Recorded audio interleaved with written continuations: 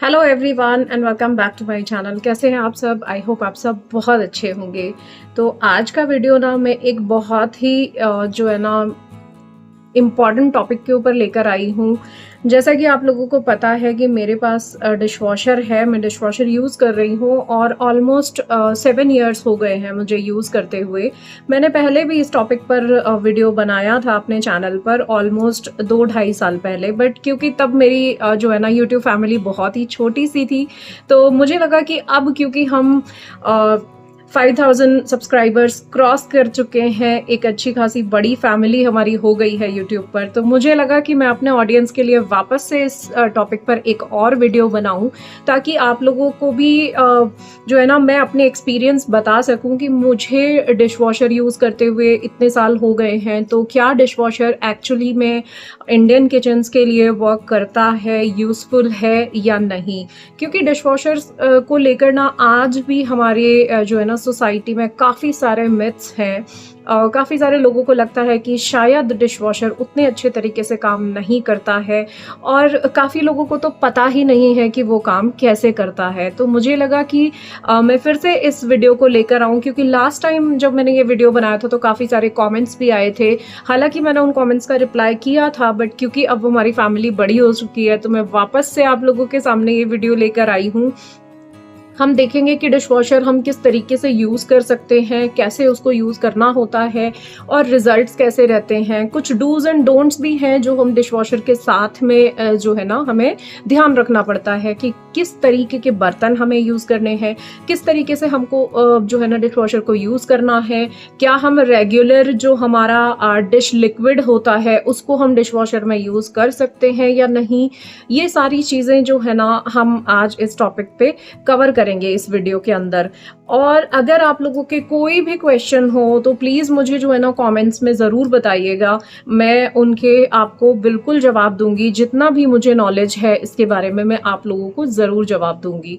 तो चलिए सबसे पहले तो है ना डिशवॉशर का मैं आपको एक डेमो दे देती हूँ कि किस तरीके से उसमें बर्तनों को लगाया जाता है और कैसे जो है ना हम डिशवॉशर को यूज़ करते हैं। और उसके बाद लास्ट में इस वीडियो के हम बात करेंगे कि कौन कौन से बर्तन हमें इसमें यूज़ नहीं करने हैं और कौन कौन से बर्तन हम इसमें यूज़ कर सकते हैं, और जो डिशवॉशर का जो लिक्विड आता है हम कौन कौन सी चीज़ें उसके अंदर यूज़ कर सकते हैं। ये सारी चीज़ें मैं आप लोगों के साथ में जो है ना डेमो है उसके बाद में शेयर करूंगी। तो प्लीज़ वीडियो को पूरा देखिएगा, ताकि आपको डिशवॉशर को लेकर अगर कुछ भी जो है ना क्वेश्चन हो आपके माइंड में, अगर आप लेना चाहते हैं, और मैं अपने एक्सपीरियंस से अगर मैं उन क्वेश्चंस के आंसर दे पाऊँ तो शायद मेरा ये वीडियो बनाना मुझे सफल लगेगा। तो चलिए फटाफट से देखते हैं कि डिशवॉशर को हम सबसे पहले लोड कैसे करते हैं और बर्तन उनमें किस तरीके से धुलते हैं।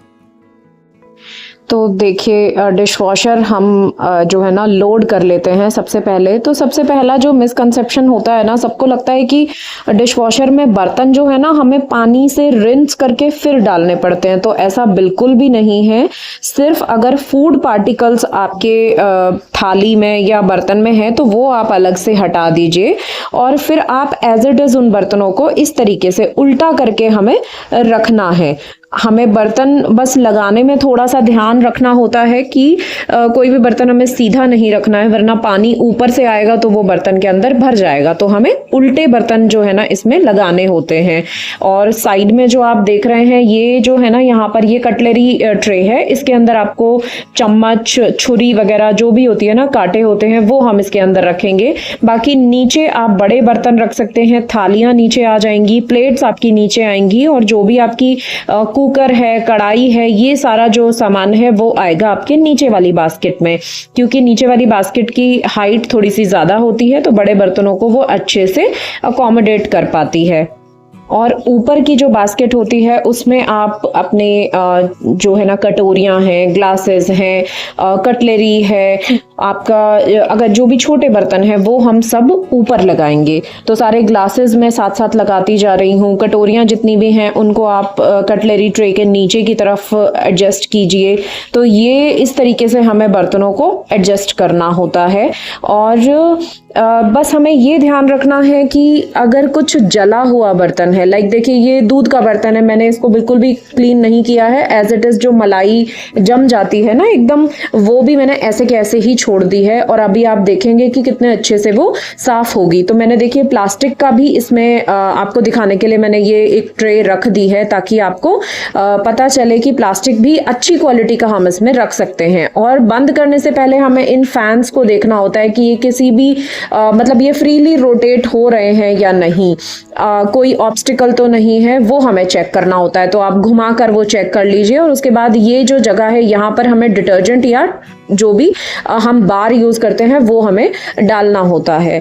तो देखिए डिशवॉशर को ऑन करेंगे, इसमें ये अलग अलग से जो है ना फंक्शंस दिए होते हैं, तो सभी का टाइमर आपको यहाँ सामने शो हो रहा है, जो जो भी इसमें फंक्शंस हैं। तो लाइक इंटेंसिव कढ़ाई एक ऑप्शन होता है, जो कि एकदम हाईली हीटेड प्रोसेस होता है इसका, बहुत ज़्यादा गर्म पानी से इसमें बर्तन धुलते हैं। इको मोड होता है, वो भी ऑलमोस्ट 1.5 घंटा लेता है। स्पार्कलिंग क्लीन होता है, जो बहुत जल्दी क्लीन करता है। क्विक अगर आपको चाहिए तो 59 मिनट्स में वो आपको बर्तन धुल के दे देगा। तो इस तरीके से। और देखिए रिंसेड मेरा इसमें खत्म हो गया था, अभी आपने जो देखी होगी लाइट ब्लिंक कर रही थी, तो मैं उसको फिल कर दूंगी। ये रिंसेड और सॉल्ट जो है ना, ये हमें महीने में 1 या 2 बार ही डालना पड़ता है इसके अंदर।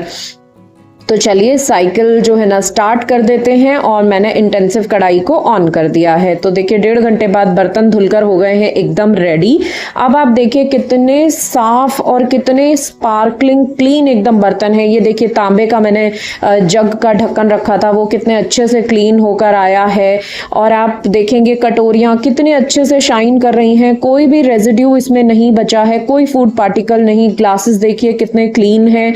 और सबसे ज़्यादा जो है वो होता है ये चाय की जो अपने स्ट्रेनर्स होते हैं ना, ये आप कितना भी साफ करो विद टाइम इसमें एक साइड में एक ब्लैक जम ही जाता है। लेकिन देखिए ये ऑलमोस्ट 4 साल पुरानी छन्नी है, लेकिन कोई कह नहीं सकता देख के, क्योंकि इतनी अच्छे से साफ होती है ना, इसमें गर्म पानी से धुलती है तो कुछ भी फूड पार्टिकल उसमें बचता ही नहीं है, बहुत अच्छे से क्लीन होता है। देखिए बहुत चमचमाते बर्तन आपको जो है ना निकल के देखने को मिलेंगे। और नीचे हम देख लेते हैं जो बड़े बर्तन हमने लगाए थे, तो देखिए कढ़ाई कितने अच्छे से साफ हुई है, मैंने बिल्कुल भी नहीं घिस के डाला था। और ये देखिए प्लास्टिक भी बिल्कुल खराब नहीं हुआ है। लो क्वालिटी का प्लास्टिक इसमें खराब हो जाएगा, लेकिन ये अच्छी क्वालिटी का था तो नहीं खराब हुआ। देखिए लोटा कितने अच्छे से साफ हो गया, वरना तांबे के बर्तनों को साफ करना थोड़ा सा मुश्किल होता है, बट देखिए कितने अच्छे से क्लीन हुए। ये चाय का बर्तन है हमारा, बिल्कुल साफ हो गया है, कुछ भी गंदगी इसमें नहीं बची है। और प्लेट्स देखिए एकदम चमचमाते बर्तन आपको मिलेंगे, बिल्कुल सूखे हुए, क्योंकि ये ड्राई भी करता है साथ में बर्तनों को। और ये देखिए दूध का बर्तन, कितना सारा मलाई इसमें लगी हुई थी, लेकिन अब देखिए एकदम चमचमाता हुआ आया है बाहर, कोई चिकनाई नहीं, कुछ भी नहीं, बहुत अच्छे से क्लीन करता। तो अभी आप लोगों ने देखा कि बर्तन हम लोगों ने किस तरीके से लगाए हैं, और जब हमारा साइकिल कंप्लीट हुआ तो बर्तन किस तरीके से साफ होकर बाहर आए हैं। कौन कौन से बर्तन मैंने लगाए वो भी आपने देखा कि मैंने क्रॉकरी भी लगाई है, स्टेनलेस स्टील भी मैंने सारा लगाया है, प्लास्टिक भी मैंने आपको लगाकर दिखाया। हालांकि प्लास्टिक में जो है ना सिर्फ आपको ये ध्यान देने की ज़रूरत है कि बहुत ही अच्छी क्वालिटी का प्लास्टिक होना चाहिए। आप इसको सिंपल भाषा में ना ऐसे समझ सकते हैं कि जो भी प्लास्टिक का बर्तन या डब्बा आपका माइक्रोवेव सेफ है ना, उसको आप डिशवॉशर में रख सकते हैं, क्योंकि ऑब्वियसली माइक्रोवेव भी हीट करके ही जो है ना हमारा खाना गर्म करता है, और डिशवॉशर में भी बर्तन जो है ना हमारे हीट होके ही धुलते हैं, क्योंकि गर्म पानी उसमें यूज होता है। तो आप जो है ना जो भी आपके प्लास्टिक के जो भी कंटेनर्स हैं, अगर वो माइक्रोवेव सेफ है तो आप उनको इजीली इसके अंदर वॉश कर सकते हैं। अगर चीप क्वालिटी का प्लास्टिक है तो वो मैंने बहुत सारे शुरू में खराब भी की हैं। बॉटल्स होती हैं जो पानी की, जो जनरली अगर आपने देखा होगा ना, वो जो बहुत ही सस्ती वाली बॉटल्स आती है ना, 100 रुपीज़ की 4 का पैक आता है, या फिर 150 वाला जो 4 का पैक आता है, उस टाइप की अगर बॉटल्स आप लेंगे ना, वो लिटरली इसमें एकदम ट्विस्ट हो जाती हैं, उनका शेप एकदम खराब हो जाता है, तो वो आप इसमें यूज़ नहीं कर सकते हैं। लेकिन अगर अच्छी क्वालिटी का प्लास्टिक है तो बिल्कुल, जैसे टपरवेयर हो गया, सिग्नोरावेयर हो गया, इनके जो कंटेनर्स है ना मेरे पास किचन में है, तो उनको मैं इसमें आराम से यूज़ कर लेती हूँ, कोई भी प्रॉब्लम नहीं आती है। सेकेंडली, तांबे के बर्तन हम इसमें यूज़ कर सकते हैं, जैसा कि मैंने आपको अभी दिखाया। तांबे के बर्तन बहुत अच्छे से इसमें साफ़ हो जाते हैं, एकदम ऐसा लगता है जैसे पीताम्बरी से साफ़ किया हो। तो एक मेहनत और किचन में बच जाती है कि पीताम्बरी, क्योंकि केमिकली जो है ना ट्रीटेड रहता ही है, हाथ भी ख़राब होते हैं और काफ़ी ज़्यादा मेहनत भी करनी पड़ती है, तो ये एक अच्छा ऑप्शन है।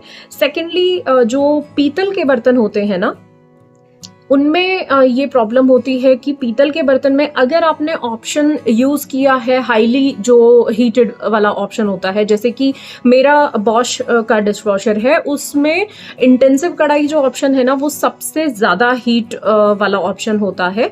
तो उसमें अगर आपने पीतल के बर्तन रखे हैं ना, तो उसमें एक रेनबो मार्क आ जाता है, थोड़ा सा जैसे ऐसा नहीं होता कि बर्तन जल जाता है पीतल का तो कैसा लगता है, उस टाइप के मार्क्स उसमें आ जाते हैं। लेकिन हाँ, अगर इको ऑप्शन जो डेली मैं यूज़ करती हूँ, वो अगर यूज़ करते हैं तो उसमें कोई प्रॉब्लम नहीं आती है। बट तांबे और पीतल के बर्तन ना इसमें मना होते हैं रखना।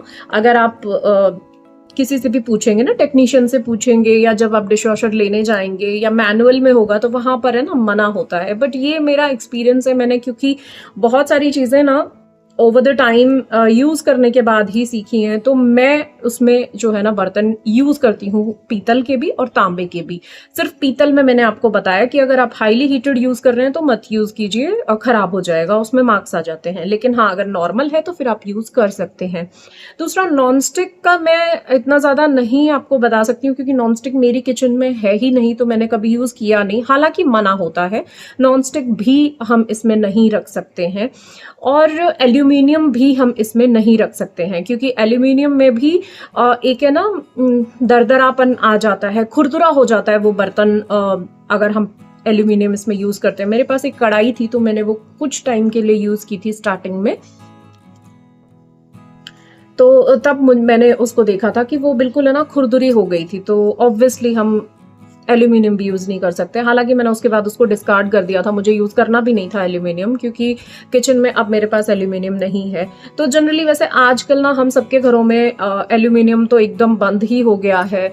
जनरली हम लोग स्टेनलेस स्टील ही सब लोग यूज़ करते हैं, तो स्टेनलेस स्टील तो प्रॉपरली हम इसके अंदर यूज़ कर सकते हैं। प्लस आप पूरा क्रॉकरी इसमें यूज़ कर सकते हो, कुछ भी, अगर आपका चीनी मिट्टी के बर्तन है ना, सिरेमिक आपकी प्लेट्स हुई, कप हुए या फिर ग्लासेस हुए, कुछ भी हो, वो भी बहुत अच्छे से इतने सुंदर धुल के आते हैं, एकदम साफ। और आपने देखा ना, जो हमारे चाय के स्ट्रेनर होते हैं, छलनियाँ, क्योंकि आप चाहें जितना अच्छे से उनको साफ कर लीजिए, एक ब्लैक कलर का आउटलाइन उसमें बन ही जाता है over the period of time. But इसमें जब आप यूज़ करते हैं ना, उसको धुलते हैं, तो वो बिल्कुल चकाचक साफ रहती है, सालों साल नई बनी रहती है। तो ऑब्वियसली काफ़ी ज़्यादा बेनिफिट है डिशवॉशर आने का।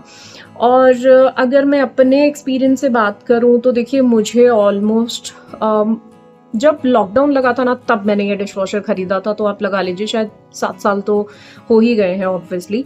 और मुझे आज तक भी कोई प्रॉब्लम नहीं आई है। मैंने बॉश इसलिए लिया था क्योंकि जर्मन टेक्नोलॉजी है। हालांकि मैं बहुत ज़्यादा टेक्निकल नहीं हूँ, मुझे नहीं आता है, बट स्टिल टेक्नीशियंस से जितनों से भी बात की तो उन्होंने बॉश ही रेकमेंड किया था कि काफ़ी अच्छा ब्रांड है, कोई प्रॉब्लम नहीं आती है। एंड टचवुड ऑब्वियसली कोई प्रॉब्लम नहीं आई पिछले 7 साल में। मतलब एक बार भी ऐसा नहीं हुआ कि कोई दिक्कत आई हो। जबकि जैसा कि आप लोग पुराने जो मेरे व्यूअर्स हैं उनको पता है कि मेरा ट्रांसफरेबल मेरे हस्बैंड का जॉब है, तो हमने 2 से 3 बार तो मूवमेंट भी कर लिया, 2 से 3 बार हमारा ट्रांसफ़र भी हो लिया है। तो सामान होता है ना इलेक्ट्रॉनिक्स का कि अगर आप इधर से उधर लेकर जाते हैं तो कोई ना कोई प्रॉब्लम ज़रूर होती है, बट इसमें ऐसी कोई भी प्रॉब्लम नहीं आई। इसी के बाद मैंने जो है ना अपना फ्रंट लोड वॉशिंग मशीन भी फिर मैंने बॉश का ही लिया था। तो क्योंकि वास्तव में काफ़ी अच्छे प्रोडक्ट्स हैं, तो अगर आप चाहें तो आप चेकआउट कर सकते हैं अगर आप प्लान कर रहे हैं लेने का। एंड देन अगर ये बात करें कि कितने बर्तन ये एक बार में ले लेता है, तो देखिए मेरी फैमिली है, जैसा कि आपको पता है कि हम 2 हस्बैंड वाइफ हैं और 3 मेरे पास डॉग्स हैं, तो इन लोगों के बर्तन भी निकलते ही हैं और हम दोनों के। तो मैं रात में सिर्फ 1 लोड लगाती हूँ और हमारा काम उसमें बहुत अच्छे से चल जाता है। तो अगर फैमिली 4 या प्लस है तो आप दिन के 2 लोड लगा सकते हैं, एक सुबह और एक शाम को। तो मेरे लिए लेकिन एक लोड जो है ना वो सफिशिएंट होता है। और जो हम इसमें यूज़ करते हैं डिटर्जेंट एंड बाकी सारी चीज़ें, सॉल्ट हुआ, रिंसिड हुआ, ये आता है एक कॉम्बो में। सॉल्ट होता है 1 kg, डिटर्जेंट भी 1 kg, और आई थिंक 400 ml का जो है ना रिंसिड आता है। तो ये मेरा चल जाता है करीब 1.5 महीना अगर मैं एक लोड यूज़ कर रही हूँ। ठीक है, तो क्योंकि सॉल्ट हमें एक बार डालना होता है महीने में, ऑलमोस्ट 20 से 25 दिन में। सॉल्ट थोड़ा सा डिपेंड भी करता है कि आपके यहाँ का पानी कैसा है, क्योंकि जैसे मेरे यहाँ पर ना बोरिंग का पानी आता है तो कभी कभी उसका TDS काफ़ी हाई भी हो जाता है। तो जब TDS हाई होता है तो हार्ड वाटर को सॉफ्ट बनाने के लिए जो है ना सॉल्ट थोड़ा सा ज़्यादा भी यूज़ हो जाता है। तो कभी कभी तो 1 महीना चल जाता है सॉल्ट, और कभी कभी जो है ना 20 डेज में, 22 डेज में मुझे रीफिल करना पड़ता है। इसी तरीके से रिंसिड है, रिंसिड लेकिन मंथली ही यूज़ होता है। एंड डिटर्जेंट जो है वो हम डेली, जैसे जैसे हम बर्तन धोते हैं वैसे वैसे हमको 1 चम्मच डालना ही होता है। साथ में अगर आप चाहें तो आप ना इनके पॉड्स भी आते हैं, तो आप जो है ना पॉड्स यूज़ कर सकते हैं। मुझे पर्सनली वो इसलिए पसंद नहीं आए क्योंकि देखिए उसमें जो टिकिया होती है, टिकिया बोल सकते हैं, पॉड्स होते हैं। अभी मेरे पास है नहीं, अदरवाइज मैं आपको दिखाती, बट मैं पिक्चर लगा दूंगी, आप चेक कर सकते हैं कि किस तरीके के वो दिखते हैं। तो वो पॉड्स के अंदर है ना तीनों का कॉम्बिनेशन होता है, डिटर्जेंट और सॉल्ट एंड रिंसिड, तीनों का कॉम्बिनेशन होता है। बट मेरे यहाँ पर वो इसलिए काम नहीं किया क्योंकि हार्ड वाटर ज़्यादा आता है। तो जितनी क्वांटिटी उस एक पॉड के अंदर सॉल्ट की होती है ना, वो सफिशिएंट नहीं होती है बर्तनों को साफ करने के लिए। क्योंकि अगर सॉल्ट अच्छे से यूज़ नहीं किया है ना डिशवॉशर ने, तो बर्तनों पर एक सफ़ेद कलर का जो मार्क होता है ना, जैसे जब हार्ड वाटर स्टेन्स कैसे जमते हैं, इस तरीके का एक वाइट कलर का लेयर आपको बर्तनों पर दिखेगा। तो इसीलिए मैंने जो है ना वो यूज़ करना बंद किया, और मैं स्विच किया मैंने सॉल्ट को अलग से डालने का। मतलब जो कॉम्बो में यूज़ करती हूँ वो मैंने कॉम्बो यूज़ करना शुरू किया, क्योंकि फिर कोई फ़ायदा नहीं है कि अगर मैं सॉल्ट अलग से डालूँ और फिर मैं वो पॉड्स यूज़ करूँ, तो मुझे ऑब्वियसली वो इकोनॉमिक नहीं पड़ेगा। तो इस वजह से ना मैंने स्विच किया इसको अपने कॉम्बो के ऊपर। तो अगर आपके यहाँ पर पानी का कोई प्रॉब्लम नहीं है, अच्छा पानी आता है, DDS उसका नॉर्मल है, तो आप जो है ना पॉट्स भी यूज़ कर सकते हैं। सिंपल एक पॉट डालिए और बहुत बढ़िया सा काम हो जाता है। तो वो जगह जगह पर डिपेंड करेगा कि आपके यहाँ पर पानी कैसा आता है। बट मेरे लिए वो चीज़ वर्क नहीं करी, इसलिए मैंने जो है ना तीनों के कॉम्बो पे ही स्विच किया। तो मुझे वो ज़्यादा ईजी लगा और इकोनॉमिक भी पड़ता है ऑब्वियसली, क्योंकि वो पॉट्स जो है ना वो थोड़े से कॉस्टली आते हैं अगर आप अच्छी क्वालिटी का लेने जाएंगे। तो जैसे या तो फिनिश आता है जनरली, जो है ना बॉश के साथ में भी जब आया था तो फिनिश ही आया था। तो फिनिश के क्वांटम टैबलेट्स अगर आप लेने जाएंगे तो वो काफ़ी ज़्यादा कॉस्टली पड़ते हैं। तो इस वजह से मैंने जो है ना उसको इकोनॉमिक वाले रेंज में ही शिफ्ट किया अपने आप को। तो देखिए मैंने जितना जितना मुझे याद आ रहा है ना, मैंने उतना उतना इस वीडियो में कवर किया। अगर आप लोगों को फिर भी लगे ना कि कुछ भी आप पूछना चाहते हैं, कोई भी आपके क्वेश्चंस है, तो आप प्लीज़ मुझे जो है ना मैसेज कीजिएगा। मैं आपको, या तो अगर बहुत सारे मैसेजेस आए, अगर आपके बहुत सारे कमेंट्स आए, तो फिर मैं एक सेपरेट वीडियो उन जो है ना क्वेश्चंस पर बना दूंगी। अदरवाइज मैं आपको मैसेज सेक्शन में ही उनका रिप्लाई करूंगी। तो आई होप मैंने जितने भी पॉइंट्स थे वो कवर कर दिए हैं। फिर भी अगर आप लोगों को कुछ भी जो है ना लगे तो आप मुझसे पूछ सकते हैं। एंड आई होप मैंने सारे के सारे जो नॉर्मल मिथ्स थे डिशवॉशर को लेके वो मैंने क्लियर करने की कोशिश की है। बट स्टिल मैं कोशिश करूँगी कि एक और वीडियो इसके लिए और थोड़ा सा डीप एनालिसिस करके इसके लिए लेकर आऊँ, क्योंकि टेक्निकल देखिए मैं बहुत ज़्यादा हूँ नहीं, तो टेक्निकली तो मैंने इस वीडियो में कोई भी पार्ट कवर नहीं किया है। मैंने सिर्फ एक प्रैक्टिकल और अपने नॉलेज के अकॉर्डिंग जो मैंने यूज़ किया उस हिसाब से मैंने आप लोगों के साथ में ये शेयर किया है। तो आई होप आप लोगों को आज का वीडियो पसंद आया होगा। तो पसंद आए तो लाइक ज़रूर कीजिएगा। मैं मिलती हूँ आपसे नेक्स्ट वीडियो में। Till then take care and bye bye.